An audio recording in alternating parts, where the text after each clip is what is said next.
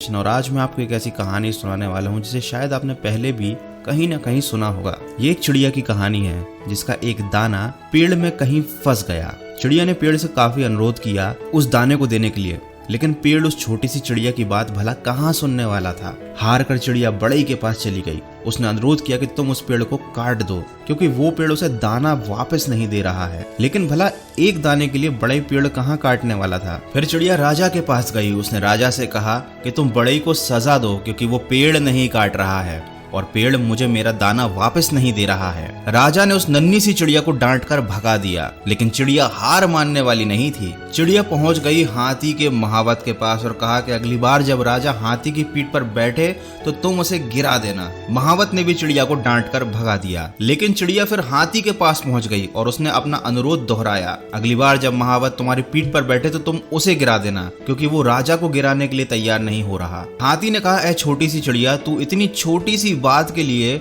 मुझे महावत को और राजा को गिराने की बात कैसे सोच रही है। हाथी ने चिड़िया की बात मानने से मना कर दिया और चिड़िया पहुंच गई चींटी के पास और कहा कि तुम हाथी की सूंड में घुस जाना। लेकिन चींटी ने चिड़िया की बात नहीं मानी। चिड़िया को गुस्सा आ गया और उसने कहा कि अगर तूने मेरी बात नहीं मानी तो मैं तुझे खा लूंगी। चींटी डर गई। वो भागकर हाथी के पास गई और हाथी की सूंड में चली गई।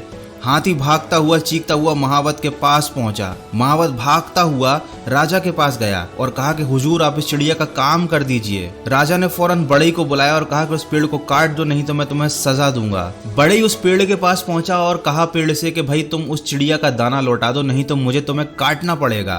पेड़ काफी डर गया और तुरंत उसने चिड़िया का दाना लौटा दिया और कहा कि मुझे मत काटो। दोस्तों, थोड़ी सी अविश्वसनीय प्रकार की कहानी है, लेकिन इस कहानी से हमें यह सीखने को मिलता है कि आपको अपनी ताकत को पहचानना होगा। आपको पहचानना होगा कि भले आप छोटी सी चिड़िया की तरह हैं, लेकिन ताकत की कड़ी कहीं ना कहीं आपसे होकर गुजरती है, बशर्ते आप लड़ाई से घबराएं नहीं। अगर आप किसी काम के पीछे पड़ जाएंगे तो वो होकर ही रहेगा। इसलिए बड़े सपनों को देखने वाले हर व्यक्ति को सफलता और असफलता के कई पड़ावों से गुजरना पड़ता है, लेकिन थककर मत बैठिए। एक ना एक दिन आपको मंजिल जरूर मिलेगी और जीने का मजा भी आएगा। कैसी लगी ये कहानी मुझे कमेंट करके जरूर बताइएगा और ऐसी ही कहानियों को सुनने के लिए मन की आवाज को अभी फॉलो कीजिए।